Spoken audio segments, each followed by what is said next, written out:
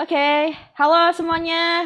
Kembali lagi kita bertemu lagi di Komsel kita di setiap hari Jumat. Hari ini Komsel kita bertemakan Good Jealousy yang nanti akan dibawakan oleh Ci Ibel. Penasaran banget gak sih? Aku sih penasaran banget jujur karena temanya sangat menarik ya.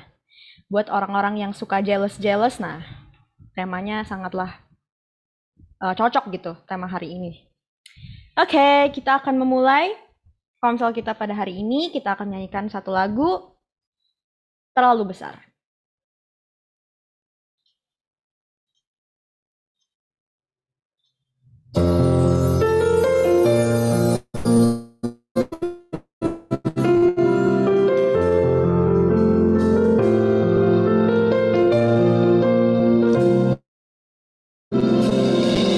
Telah kulihat kasih kau menderita kutikan dengan darahmu kau selamatkanku, kini ku hidup menyenangkanmu. Terlalu besar, terlalu besar kasihmu Bapa, pengorbanan yang kau berikan bagiku. Terlalu mahal darahmu Yesus, tercurah untuk menebus hidupku. Kita ulangi dari awal. Telah kulihat bukti kasih-Mu, kau menderita gantikanku. Dengan darahmu kau selamatkanku, kini ku hidup menyenangkanmu. Terlalu besar, terlalu besar kasih-Mu Bapa, pengorbanan yang kau berikan bagiku. Terlalu mahal, terlalu mahal darahmu Yesus, tercurah untuk menebus hidupku.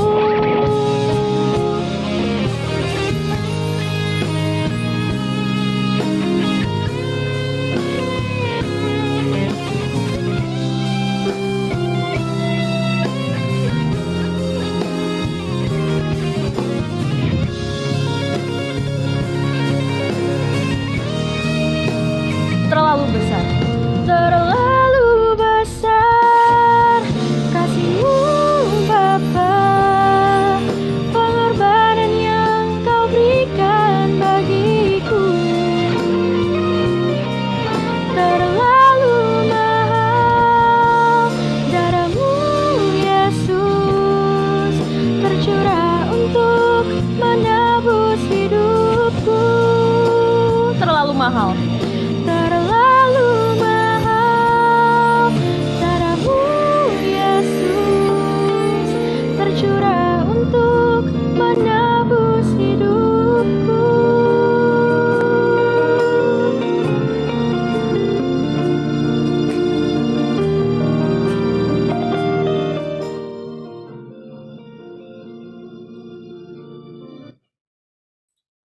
Mari kita bersatu dalam doa. Tuhan, terima kasih Tuhan karena Engkau telah mengumpulkan kami bersama untuk bergabung di Komsel pada hari ini. Tuhan, berkati teman-teman kami yang mungkin masih dalam perjalanan pulang atau masih belum bisa bergabung bersama kami. Tuhan, biarlah mereka bisa cepat sampai di rumah dengan selamat dan juga bisa bergabung bersama kami dan berkomsel bersama Tuhan. Kami juga mau berdoa untuk Komsel hari ini agar bisa berjalan dari awal pertengahan hingga akhirnya. Engkau yang pimpin Tuhan, dan juga berkati untuk aku sendiri, untuk Ci Ibel, dan untuk Ci Feve yang akan melayani di hari ini sebagai WL, sharing, dan juga media Tuhan. Kami juga mau berdoa untuk diri kami sendiri Tuhan, agar kami bisa mendengarkan komsel hari ini dengan baik dan juga bisa mendapatkan sesuatu dari sharing yang akan dibawakan oleh Ci Ibel hari ini Tuhan, dan bisa kami terapkan di kehidupan kami sehari-hari Tuhan. Terima kasih Tuhan Yesus, kami sudah berdoa dan mengucap syukur. Haleluya, amin. Oke, next. Kita mau nyanyi lagu selanjutnya, kita mau nyanyi lagu yang lebih semangat gitu ya. Ini kayaknya lagunya udah jarang banget dinyanyiin apa. Pernah nggak ya kita nyanyi lagu ini? Aku lupa deh. Tapi lagunya semangat banget, bersorak. Kalau ada yang tahu, kita nyanyi bareng-bareng. Dan apa ya, kalau bisa gerak kanan kiri gitu. Karena kan lagunya semangat banget gitu. Jadi kita nyemangatin, manasin diri dulu gitu ya. Karena kan belum panas nih, masih adem, masih dingin gitu. Masih belum semangat gitu. Kita mau nyanyiin lagu bersorak.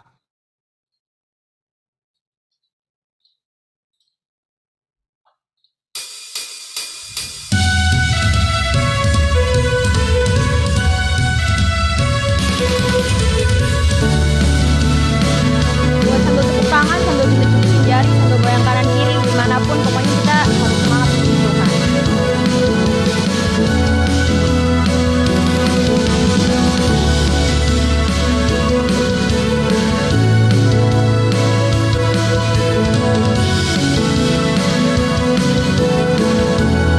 Kau batu karang yang teguh, batu karang yang teguh, benteng dan perisai, menang kalahkan maut, selamat yang bangkit dan haleluya.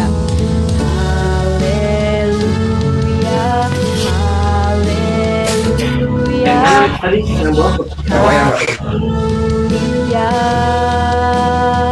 haleluya lagi. Haleluya, haleluya, dahsyat berkuasa, bersorak, bersorak, nyatakan Yesus kaulah Tuhan, kau Raja pemenang.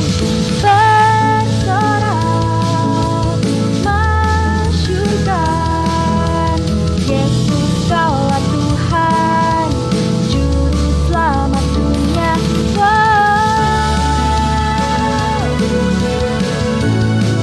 Kita mau nyanyiin lagu ini dari awal lagi ya.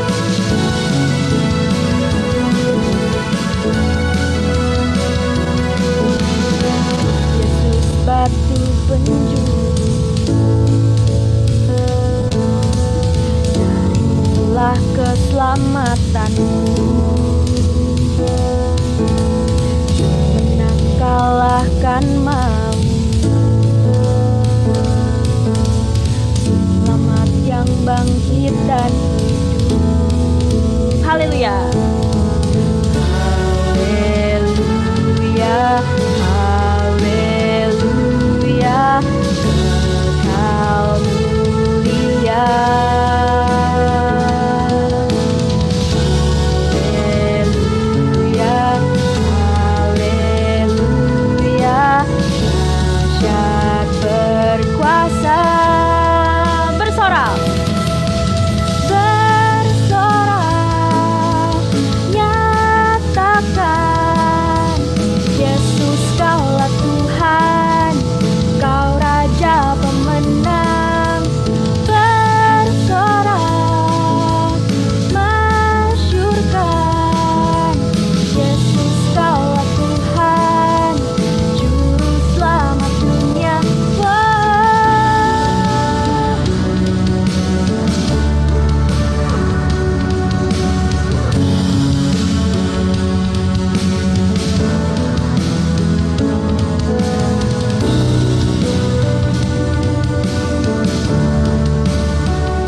Kita mau katakan agung dan perkasa, megah dan berjaya Yesus Tuhan.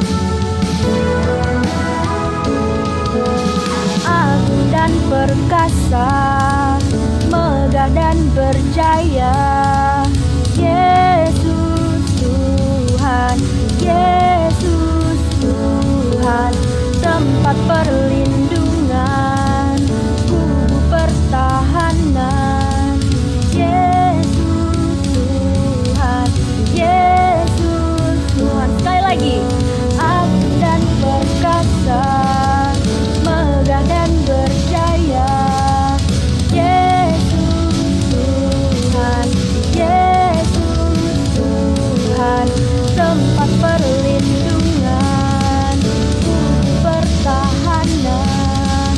Yesus Tuhan, Yesus. Bersorak, bersorak, nyatakan Yesus kaulah Tuhan, kau Raja pemenang.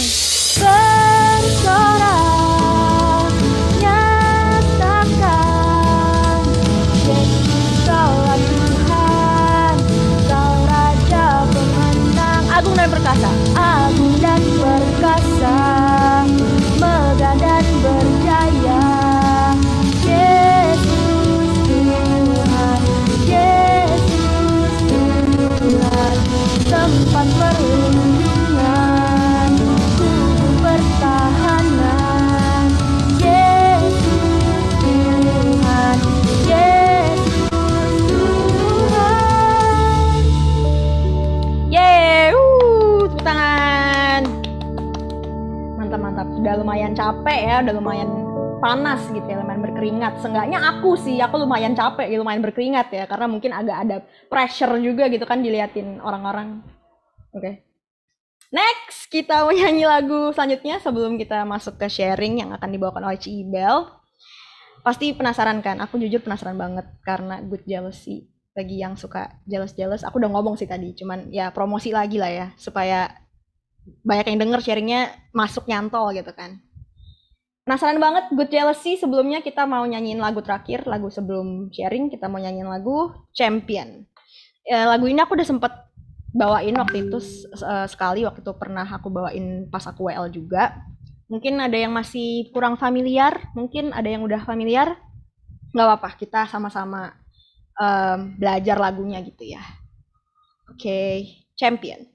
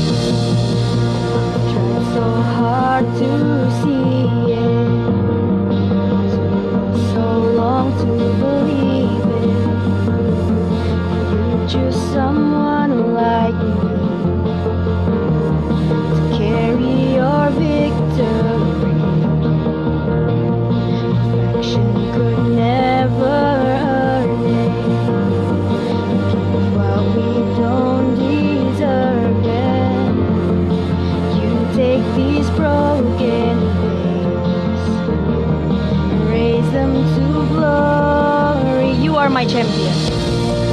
You are my champion. Giants roll and you stand undefeated. Every battle you fought. I am who you say I am.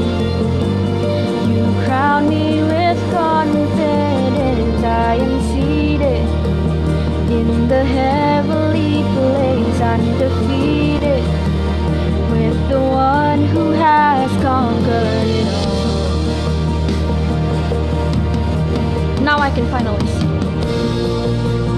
I can finally see it, teaching me how to receive it. So let all the striving cease. Oh, this is my victory. You are my champion. are my champion. Giants fall when you stand undefeated. Every battle you've won. I am who you say I am. You crown me with confidence. I am seated in the heavenly place, undefeated, with the one who has conquered.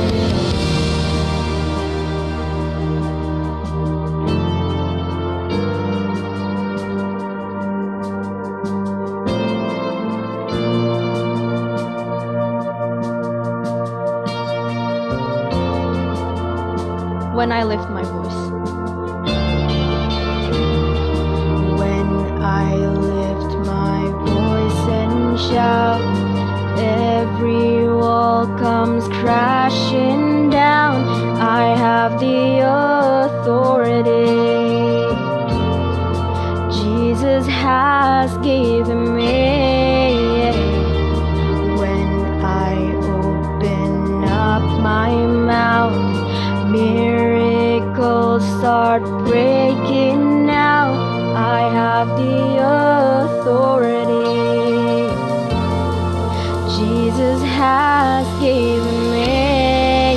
When I lift my voice. When I lift my voice and shout, every wall comes crashing down. I have the authority Jesus has given me. When I open up my mouth, miracles start breaking out. I have the authority Jesus has given me. You are my champion. You are my champion.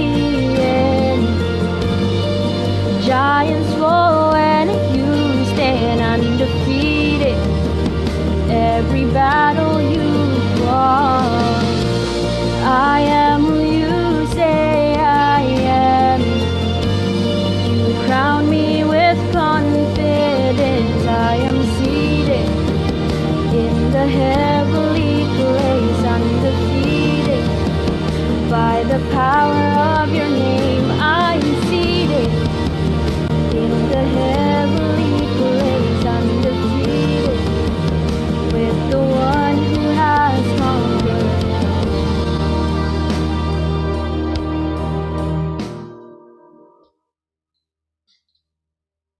Aku serahkan kepada Cibel.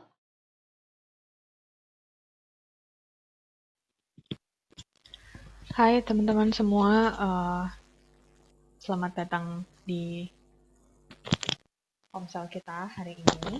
Aku pertama mau say sorry dulu karena hari ini aku nggak bisa directly untuk sharing. Aku harus pakai record karena aku lagi ada dalam perjalanan. Jadi semoga juga teman-teman tetap bisa dapat ini intinya ya, inti apa yang aku sharing dan juga bisa belajar sesuatu. Hari ini aku akan share tentang good jealousy. Kita langsung mulai aja.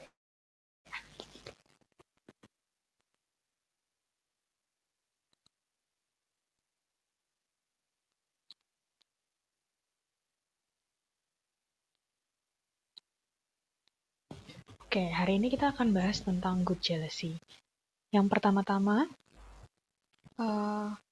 kita dikasih ayat dari Kejadian 34 ayat 8 sampai 14. Nah, sebelum kita mengarah lebih lanjut untuk membaca dari Kejadian 34 ini, aku mau sama-sama untuk breakdown dulu definisi dari jealousy. Kita juga udah sering ya dengar kata-kata jealous gitu ya.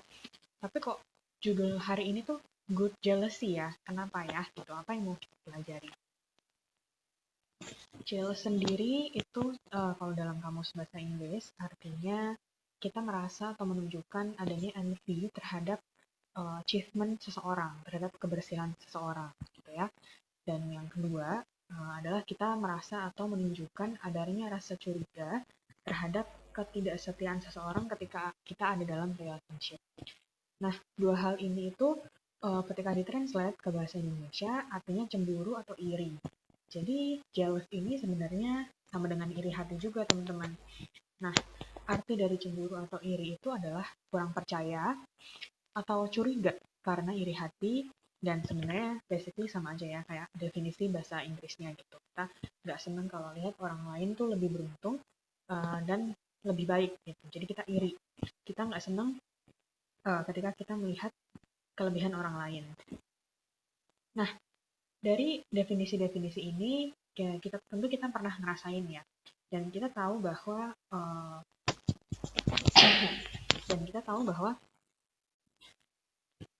Tuhan juga mengajarkan kita untuk tidak cemburu, gitu ya.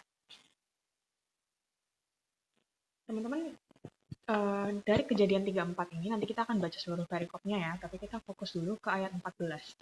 Ayat 14 ini bilang, sebab janganlah engkau sujud menyembah kepada Allah lain, karena Tuhan yang namanya cemburuan adalah Allah yang cemburu. Di situ jelas tertulis Allah yang cemburu.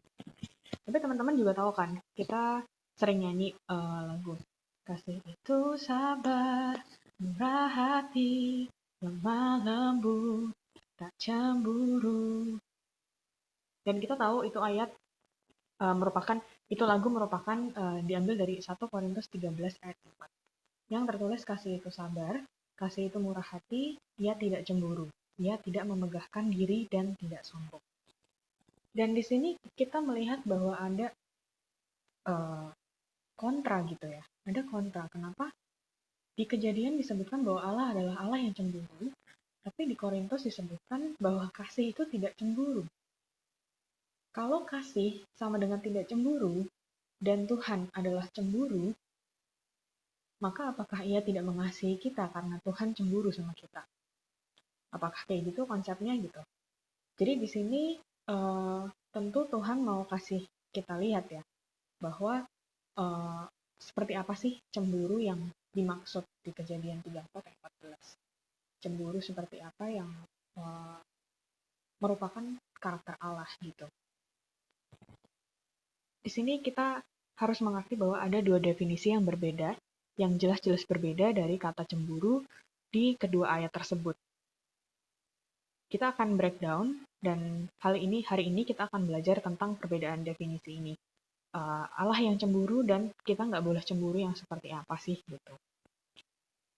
Di 1 Korintus 13 ayat 4, ketika kita tidak boleh cemburu, artinya kita tidak boleh mengingini hak milik orang lain, atau kita tidak boleh iri hati. Yang kedua, kita tidak boleh punya keinginan untuk menguasai orang lain, atau istilah gaulnya overprotective gitu ya. Di sini jelas bahwa cemburu di konteks 1 Korintus 13 ayat 4 ini, ketika kita mengasihi seseorang, maka kita tidak cemburu. Artinya kita mengasihi orang lain dengan cara kita tidak mengingini hak milik orang lain, dan kita tidak punya keinginan untuk menguasai orang lain. Nah, mengapa kecemburuan Allah tidak dapat didefinisikan sama seperti kata di Korintus 13 ayat 4 ini? Karena kita adalah milik Allah, dan Tuhan memang berkuasa atas kita. Jadi, ketika Tuhan bilang Allah adalah Allah yang cemburu, kenapa tidak berarti negatif? Karena Tuhan tidak mengingini sesuatu yang bukan miliknya. Karena jelas, manusia ciptaannya adalah milik Allah sendiri. Dia tidak iri hati. Kita manusia yang Allah cemburui adalah memang milik Allah sendiri. Dan yang kedua, cemburu yang menguasai orang lain. Tuhan memang berkuasa atas kita. Tuhan tidak punya lagi keinginan untuk menguasai kita. Karena Tuhan memang berkuasa atas kita. Ia yang menciptakan kita, bahkan Ia yang menyelamatkan kita. Untuk apa Dia Allah overprotective gitu ya pada kita? Untuk apa Tuhan iri hati terhadap kita? Di sini kita udah bisa lihat ya perbedaan definisi antara kata cemburu di 1 Korintus dan juga di Kejadian. Nah, ketika kita lihat di Kejadian 34 ayat 14, cemburu ini merupakan cemburu yang merupakan karakter Tuhan adalah cemburu yang merupakan keinginan melindungi sesuatu yang memang miliknya. Artinya di sini Tuhan itu ingin melindungi kita, dan itu adalah bentuk kasihnya kepada kita. Jika disebutkan bahwa kasih itu adalah tidak cemburu, di sini malah Tuhan bisa bilang bahwa kecemburuan Allah itu adalah bentuk kasihnya kepada kita. Tuhan mau melindungi manusia yang merupakan ciptaannya sendiri. Disitulah Allah cemburu, karena dia mau melindungi kita. Kenapa Tuhan mau melindungi kita? Karena kita tahu firman Tuhan itu kebenarannya mutlak. Kebenaran yang kita tahu, yang kita mau hidupi adalah dari firman, dan firman itu adalah Allah. Jadi Tuhan tahu, ketika kita mulai keluar dari kebenarannya, kita mulai keluar dari firman-Nya, kita itu sedang menuju ke arah yang salah. Makanya Tuhan mau lindungin. Tuhan mau tarik kita balik ke kebenaran Dia. Nah, disinilah kita harus belajar bahwa cemburunya Tuhan itu adalah cara Ia mengasihi kita. Dan inilah teladan yang harus kita pahami dan lakukan. Bagaimana Tuhan merasa cemburu karena Dia mau melindungi. Karena Dia fokus kepada apa yang dicemburuinya. Dia fokus kepada manusianya. Bukan seperti kita. Ketika kita cemburu, kita fokus kepada kebutuhan kita dan keinginan kita sendiri. Enggak, Tuhan enggak kayak gitu. Ketika Tuhan cemburu, yang Dia pikirkan adalah bagaimana Ia melindungi manusia ciptaannya. Bagaimana agar kita ini yang udah mulai jalan keluar batas, Ia bisa masuk lagi ke kebenarannya. Gitu ya.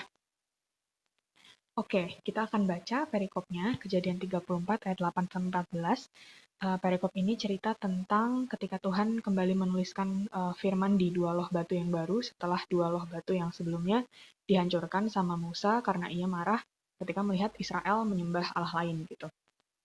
Aku bacain ya, teman-teman juga bisa sambil baca di layar. Segeralah Musa berlutut ke tanah lalu sujud menyembah serta berkata, "Jika aku telah mendapat kasih karunia di hadapan-Mu ya Tuhan, berjalanlah kiranya Tuhan di tengah-tengah kami. Sekalipun bangsa ini suatu bangsa yang tegar tengkuk, tetapi ampunilah kesalahan dan dosa kami. Ambillah kami menjadi milik-Mu." Firman-Nya, "Sungguh aku mengadakan suatu perjanjian. Di depan seluruh bangsa-Mu ini akan kulakukan perbuatan-perbuatan ajaib, seperti yang belum pernah dijadikan di seluruh bumi di antara segala bangsa. Seluruh bangsa yang di tengah-tengahnya engkau diam akan melihat perbuatan Tuhan. Sebab apa yang akan kulakukan dengan engkau sungguh-sungguh dahsyat. Tetapi engkau berpeganglah pada yang kuperintahkan kepadamu pada hari ini. Lihat, aku akan menghalau dari depanmu orang Amori, orang Kanaan, orang Het, orang Feris, orang Hewi, dan orang Yebus. Berawas-awaslah, janganlah kau adakan perjanjian dengan penduduk negeri yang kau datangi itu, supaya jangan mereka menjadi jerat bagimu di tengah-tengahmu. Sebaliknya, mesbah-mesbah haruslah kamu rubuhkan, tugu-tugu berhala mereka kamu remukan, dan tiang-tiang berhala mereka kamu tebang. Sebab janganlah engkau sujud menyembah kepada Allah lain, karena Tuhan yang namanya cemburuan adalah Allah yang cemburu. Di sini jelas banget ya, seperti apa Tuhan berfirman kepada kita untuk menjauhi berhala-berhala yang ada di sekitar kita. Ini konteksnya ketika Israel masih menyembah Allah lain. Tuhan bilang bahwa Tuhan akan mengadakan perjanjian, dan di depan seluruh bangsamu, Tuhan bilang bahwa aku akan melakukan perbuatan yang ajaib dan yang sungguh-sungguh dahsyat. Bahkan Tuhan melakukan perjanjian seperti itu. Dia bilang bahwa aku akan menghalau, ayat 11 ya, aku akan menghalau dari depanmu orang Amori, orang Kanaan, orang Het, orang Feris, orang Hewi, dan orang Yebus. Sama dengan Tuhan akan mengalahkan musuh bangsa Israel. Dalam konteks di Kejadian 34 ini seperti itu ya. Kalau kita tarik ke kehidupan kita sekarang, artinya Tuhan akan menghalau apa? Tuhan akan membukakan jalan ketika kita punya masalah. Tuhan akan melakukan perbuatan-perbuatan ajaib yang belum pernah dijadikan di seluruh bumi di atas segala bangsa. Tuhan sudah menyediakan perbuatan yang ajaib dan yang dahsyat, dan yang mungkin nggak pernah terpikirkan sama pikiran kita gitu ya, logika kita. Kita akan coba breakdown ayatnya untuk kita tahu seperti apa sih kita harus kita mengetahui dan memaknai kecemburuan Tuhan gitu ya. Di ayat 10 Tuhan bilang bahwa di depan seluruh bangsamu ini akan kulakukan perbuatan-perbuatan yang ajaib, seperti yang belum pernah dijadikan di seluruh bumi di antara segala bangsa. Seluruh bangsa yang di tengah-tengahnya engkau diam akan melihat perbuatan Tuhan. Sebab apa yang kulakukan dengan engkau sungguh-sungguh dahsyat. Kita bisa lihat bahwa kita coba pakai perumpamaan ya. Misalnya kita lagi jalan sama teman-teman kita gitu ya, kita kan ngeliat ke depan ya. Dan ternyata di depan itu kita ketika kita ngeliat ke depan, ibaratnya kita bisa lihat jalan, dan jalan itulah yang sudah disiapkan oleh Tuhan. Di jalan itulah kita bisa melihat perbuatan-perbuatan Tuhan yang ajaib dan yang sungguh-sungguh dahsyat. Jalan itulah memang sudah direncanakan Tuhan buat kita anak-anaknya. Jadi kita harus lihat ke depan untuk bisa sadar bahwa Tuhan itu sudah melakukan perbuatan sedemikian baik untuk kita. Rencana Tuhan, jalan Tuhan, pilihan Tuhan buat kita, di depan kita, itu adalah yang ajaib dan yang dahsyat. Apa yang harus kita lakukan? Lihat ke depan. Lihat ke depan. Jalan ke depan. Ikut sama sesama kita gitu ya. Ayat 11 bilang, tetapi engkau berpeganglah pada yang kuperintahkan kepadamu pada hari ini. Tuhan bilang bahwa caranya adalah gimana? Ya udah, percaya aja sama apa yang Tuhan suruh, Tuhan kehendaki. Percaya aja sama firman yang memang sudah Tuhan berikan kepada kita. Gak perlu lagi repot-repot untuk percaya ini itu, karena memang hanya Tuhan kebenaran yang mutlak gitu ya. Di sini aku coba perumpamain bagaimana caranya kita lihat ke depan dan seperti apa sih berhala-berhala yang sering kita temui gitu ya. Ketika kita lihat jalan ke depan, kita jalan sama teman-teman kita gitu, kita ke depan, jalan lihat ke depan, terus misalnya ada yang manggil dari belakang. Ada yang manggil dari belakang, ajak kita pergi ke, misalnya kemana, ke sebelah kiri, sebelah kanan, atau ke belakang lagi gitu ya. Atau kita lihat lubang, terus kita terperosok jatuh. Karena kita nggak hati-hati. Gitu. Apa yang terjadi? Pandangan kita itu nggak ke depan lagi.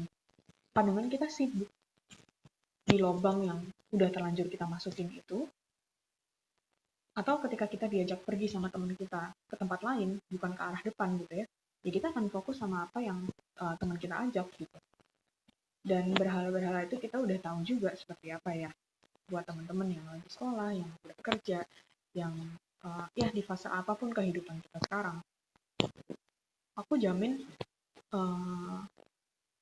kita juga udah sangat mengerti kok hal mana yang bisa kita lakukan, yang boleh kita lakukan, dan mana yang kita nggak perlu lakukan, bahkan nggak boleh kita lakukan.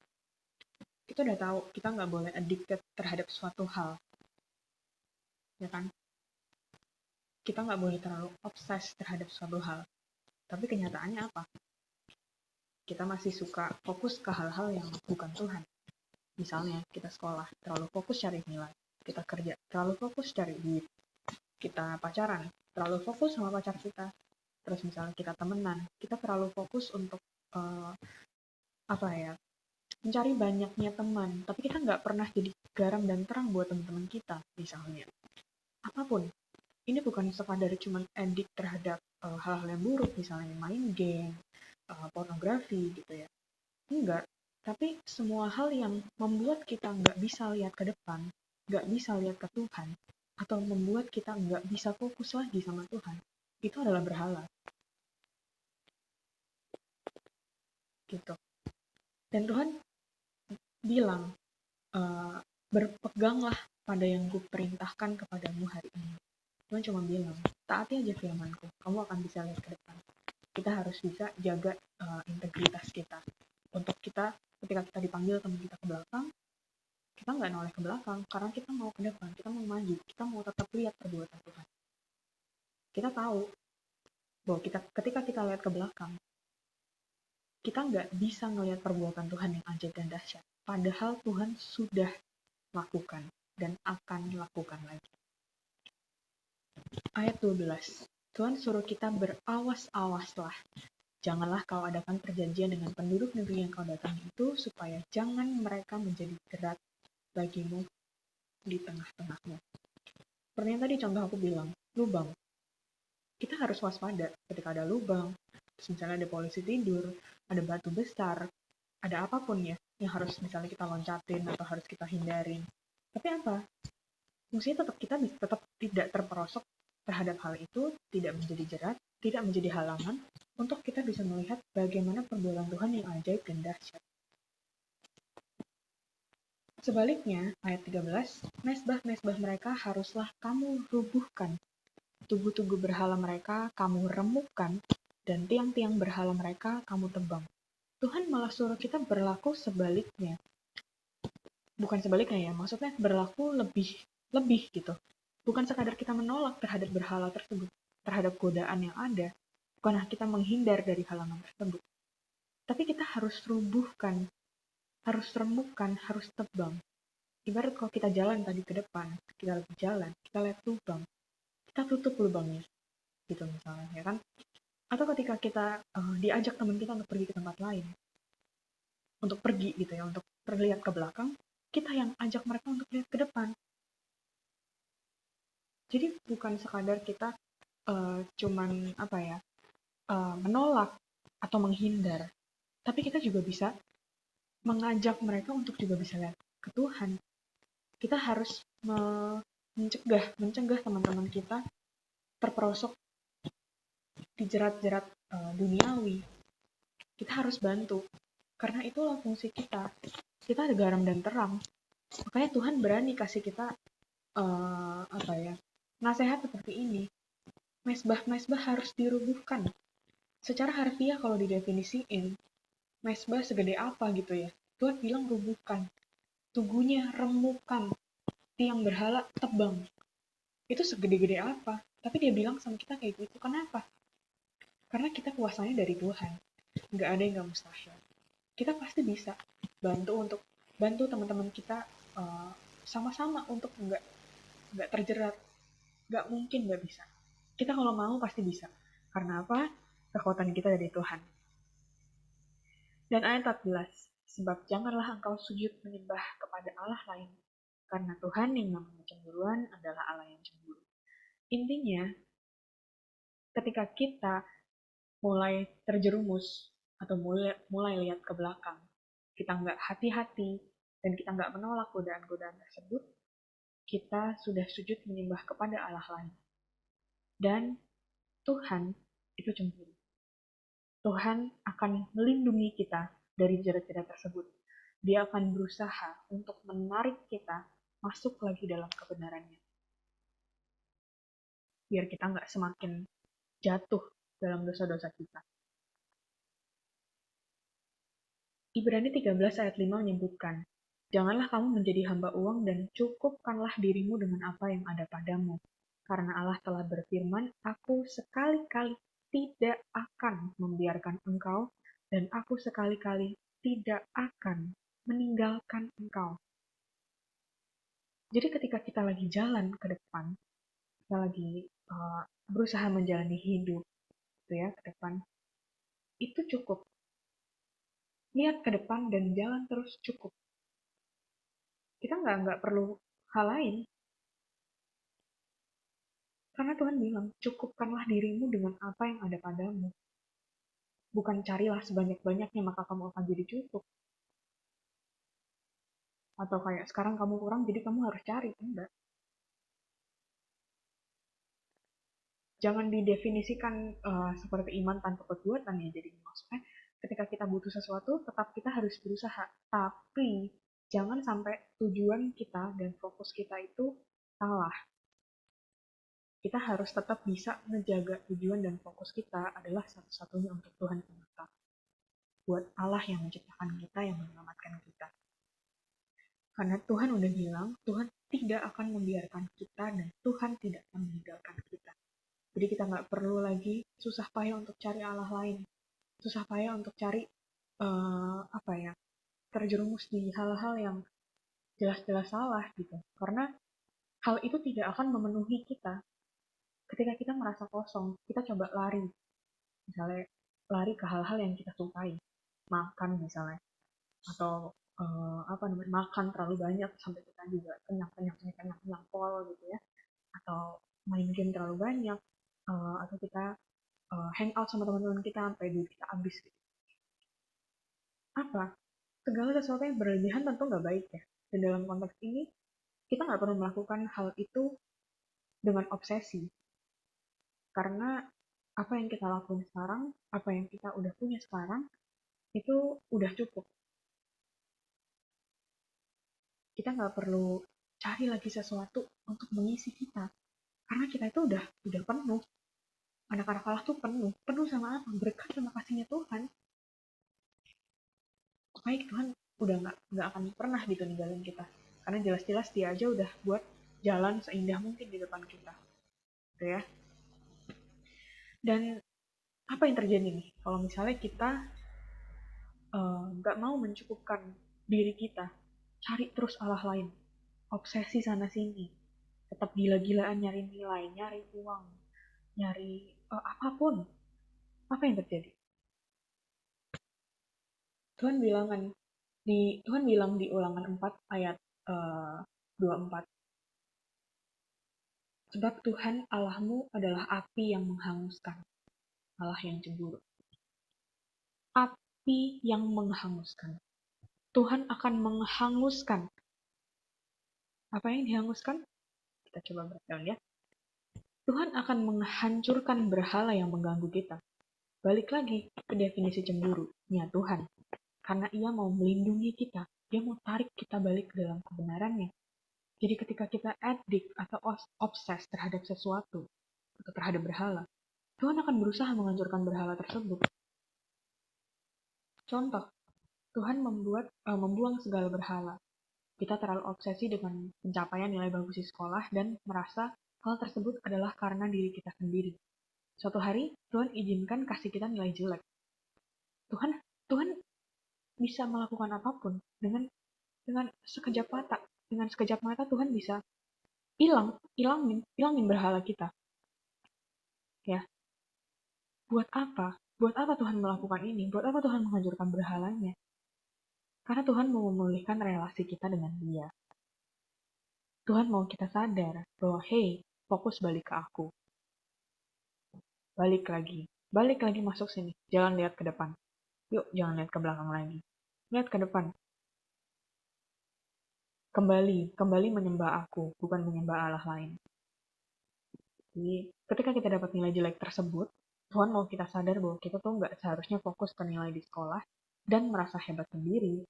Tapi Tuhan ngingetin untuk berserah kepada Tuhan dan fokus terus sama Tuhan. Gampang kan? Fokus terus sama Tuhan, lihat ke depan.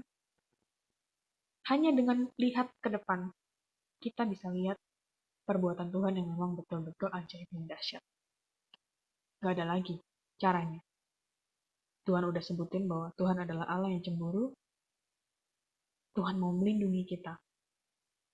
Ya, kita udah sering banget pastinya denger sharing tentang bagaimana Tuhan cemburu dan Tuhan nggak mau kita fokus kepada hal-hal yang edik. Seperti ya tadi kita udah sebutin lah, misalnya game lah, makan lah, pornografi, atau hal-hal apapun yang bisa menjauhkan kita dari Tuhan. Dan semoga sharing hari ini bisa membantu kita untuk mengerti lebih jelas kecemburuan Tuhan itu seperti apa, dan teladan yang ia telah lakukan itu seperti demikian. Jadi kita harus serupa dengannya. Kita harus berusaha untuk bertindak seperti karakter Tuhan gitu ya. Ketika kita cemburu misalnya kepada sesama, cemburu kita juga harus bisa menyerupai cemburu karakternya Tuhan. Kita harus bisa menyerupai cemburu yang baik. Seperti apa cemburu yang baik? Cemburu ketika kita mau melindungi teman kita dari jerat. Itu cemburu yang baik. Bukan cuma teman, bahkan musuh. Kita mencegah teman-teman kita juga. Mungkin sekarang kita belum ada di titik sampai kita bisa mencegah hal tersebut, karena mungkin kita masih terjerat juga. Semua butuh proses, semua butuh waktu. Aku yakin juga proses belajar ini gak akan berhenti ya sampai kita mati gitu. Gak apa-apa, kita memang manusia berdosa. Tapi ketika kita jatuh, ayo berdiri. Jatuh, berdiri. Tuhan cemburu setiap saat. Jadi kapanpun kita jatuh, Tuhan akan tetap berusaha untuk melindungi kita. Gitu ya. Semoga sharing hari ini bisa bermanfaat. Ya, semoga sharing ini bisa bermanfaat buat kita semua hari ini. Mungkin sharingnya singkat, tapi semoga kita mengerti ya, seperti apa jealousy atau kecemburuan yang baik yang memang Tuhan sudah ajarkan kepada kita, dan seperti apa bedanya dengan kecemburuan yang tidak boleh kita lakukan gitu. Jadi kita sudah mengerti. Hari ini aku formal banget ya, mungkin kebawa karena aku masih record di kantor. Sorry guys kalau kaku. Ya, seperti itu. Mungkin nanti ada yang mau nambahin. Mungkin ada yang aku sempat salah ngomong atau salah apa, ya salah-salah bisa tolong dibenerin juga. Dan teman-teman juga mulai hari ini, mungkin kita hari ini bisa sama-sama komitmen bahwa apa ya, hidup kita itu sudah sangat dikasihi oleh Tuhan. Kita tinggal nurut aja, beres gitu.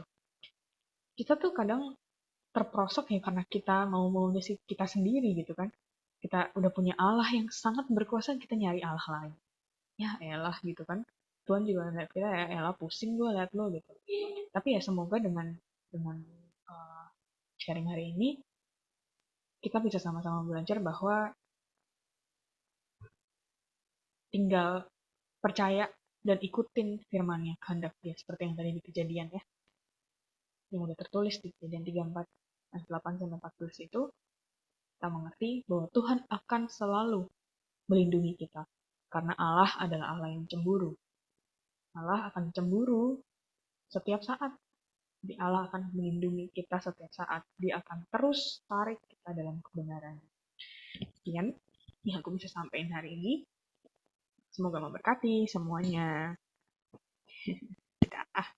Jadi aku muncul di Zoom kalau misalnya ada sinyal dan bisa unmute ya guys. Kalau nggak aku di teks. Dadah.